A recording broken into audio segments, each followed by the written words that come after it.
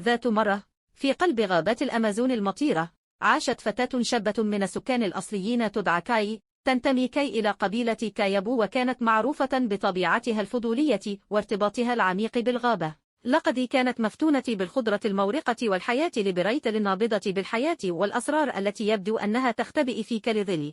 في صباح أحد الأيام، استيقظت كاي لتجد أن قريتها كانت في حالة اضطراب، وكان مصدر المياه المقدس الذي كان يغذي الشعب بها لأجيال إجف ملأت الهمسات بلقلق الهواء بينما ناقش كابر لسن ما الذي مكن أن يسبب هذا للتغيير المفاجئ في بيئتهم.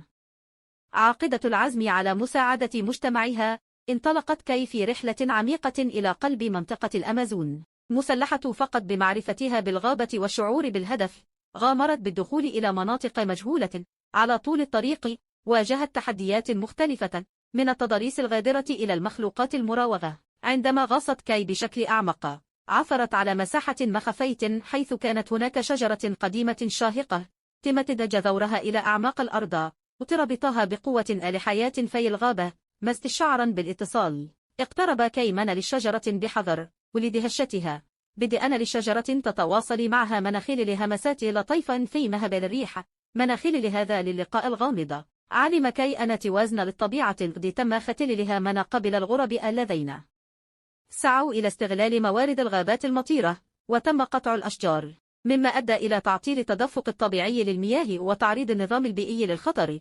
مسلحة بهذه المعرفة المكتشفة حديثا، عادت كاي إلى قريتها وشاركت اكتشافاتها. لقد وضعوا مع كبار السن خطة لحماية وطنهم. ظهرت كاي كقائدة، حيث حشدت شعبها والقبائل لمجاورة للوق وفضل التعدي بالوحدة ولا التصميم.